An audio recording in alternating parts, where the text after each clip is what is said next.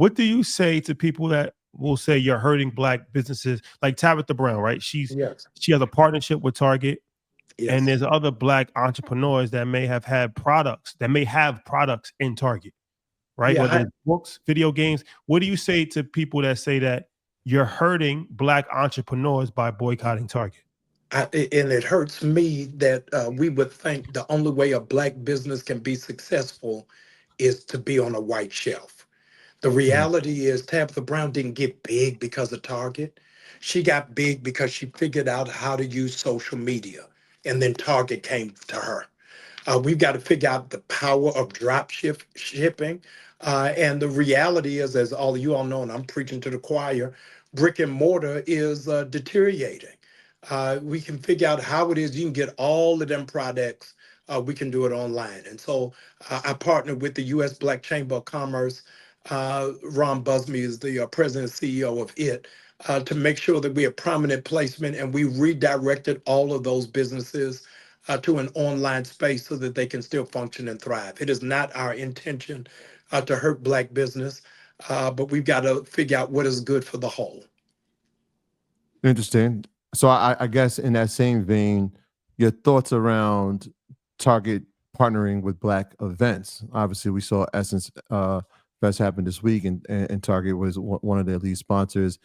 It kind of, I saw you put a post up and telling people you're not boycotting Essence Fest. You just Right. have a boycott with the brand itself. How should people maneuver around that? Because a lot of events rely on partnership, and sponsorships from some of these brands. Yeah, I gave Essence a pass because Essence was in a 4-year agreement. This was not pulled apart because of the protest or the boycott. They had a 4-year agreement. What will be the test, because this was the last year, is will they renew it? Mm. And so I want you to also see the debate and switch that Target did.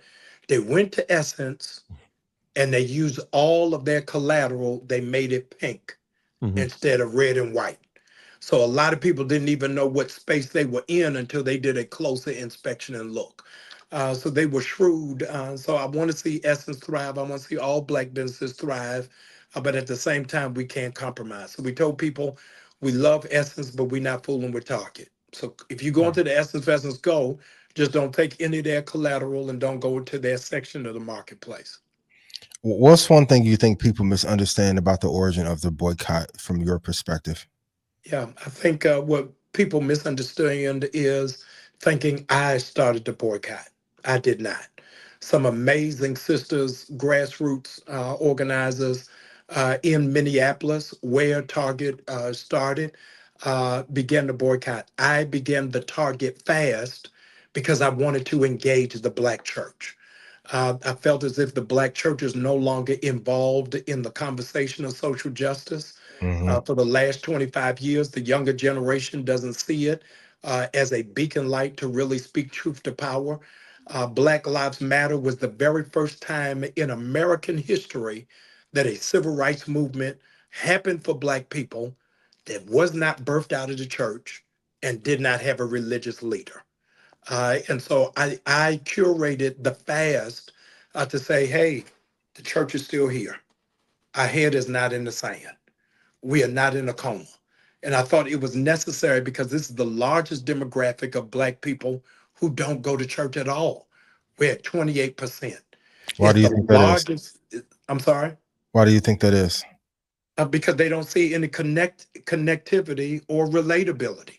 This is the largest demographic of Black people who self-identify as an atheist. Mm. We're at 7%.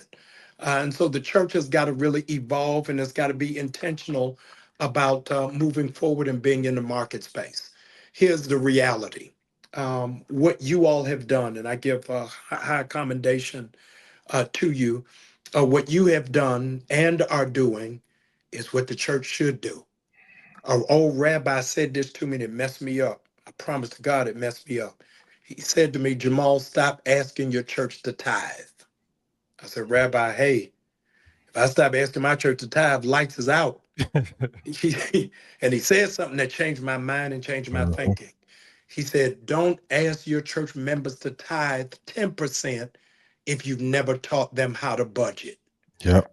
Well done. Tithing only works for people that got a budget. Mhm. And if we're not teaching economic principles, then we're just running a sanctified Ponzi scheme, because we got to show people what is the place of investment and home ownership. I'm going to give an unpopular opinion, but I'm on Earn Your Leisure, so let me say it. One of the culprits of gentrification is the Black church, because all of them empty buildings is around the church, Around. Yep. and we don't say nothing because we just driving into the hood to go to the church, and then we drive back out to the suburbs without doing any real development. And so it's part and parcel our responsibility to make sure that we're doing the economic empowerment and principle. I teach around the country that when Jesus chose the 12 disciples, he didn't choose any of them from seminary. He didn't choose any of them from Bible college. All 12 were businessmen. And he never called any of them while they were in church. He called them while they were at work and said, come on, work with me, because I need to see how you work before I put you in ministry. And if the church begins to change its mindset and its mind frame on how we look at economics, I think that we can build a much stronger community.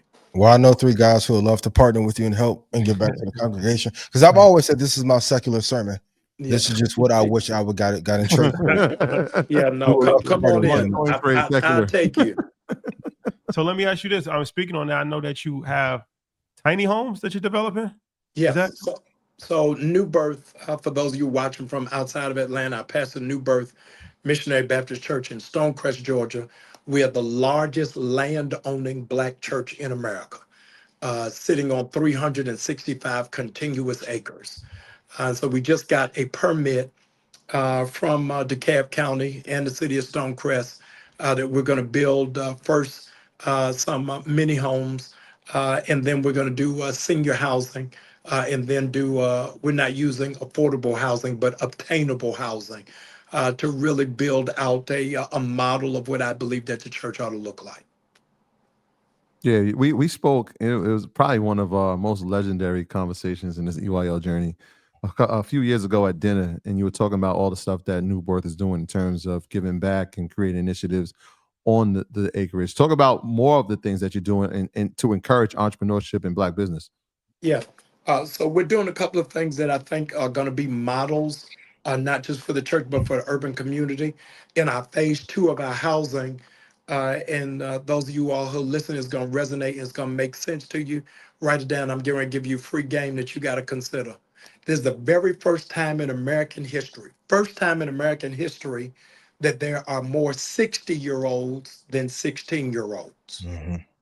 Right? So there are more senior centers, brothers, y'all ain't gonna believe it. It's more senior centers than there are middle schools. And so a lot of times when we're thinking in terms of business, we're always thinking about young people, but not how do we service that senior demographic. We're gonna build senior housing. It's gonna be the first of its kind in American history. Senior housing for seniors who have custody of their grandchildren. 4 of us who are on this line right now, one out of 5 of our friends was raised by their grandmother. 1 out of 5 of our friends was raised by their grandmother. And there's no senior housing where children can stay past the weekend. And so we're trying to build intergenerational wealth in a different way that shows a different kind of model.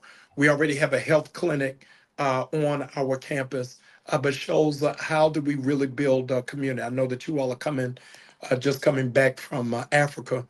I was in Ghana back in November, and while I was there, I said to my host, take me to the senior housing. I want to see what the different models are. And he said, Pastor, there is no senior housing.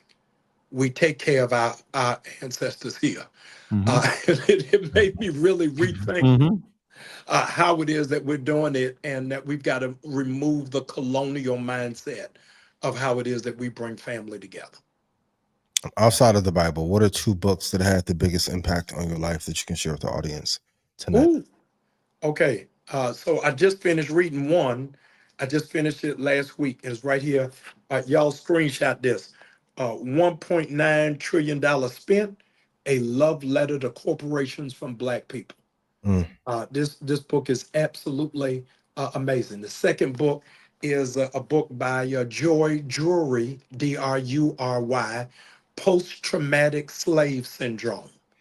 Post-traumatic slave syndrome, where we inherit the thinking of the generation that went before us Mm. without everything. So think about in our own construct where your mother, your father said, "Oh, don't worry about it. I didn't do good in math." And so you say, "Oh, well, my mama didn't do good in math." Then that gives me a pass. Then in it, we've got to rethink. I got up, gentlemen, to my church 2 years ago and repented profusely to my church and said, for 50 years of being in the black church, I'm a third generation preacher. I've never seen a church, a black church, give a scholarship to a young man who wanted a CDL license. Mm. Never seen the church give a scholarship to a sister that wanted to be an esthetician or a nail tech. The black church adopted W.E.B. Du Bois and threw away Booker T, Hmm. as if having a trade and having a skill is Was a bad secondary. thing. Yeah. When all of us know the demand for plumbers is through the roof. The The electricians. demand for Yep. those who know how to fix HVAC is through the roof, and they making money, drum roll, and have no student loans. Hmm. And so we got to enlarge what is our lexicon of what we see success and what is the path of it. And I am a product of higher education. My family represents 4 generations of HBCUs. Last week, I gave scholarships to 400 Black students to get to HBCUs in one day. 423 did we give full scholarships to. But it was part and parcel of my responsibility to make sure that we enlarge it. And so I'm partnering with Job Corps nationally. They've got 12,500 young Black people who are in Job Corps, and Donald Trump is threatening to take away their funding.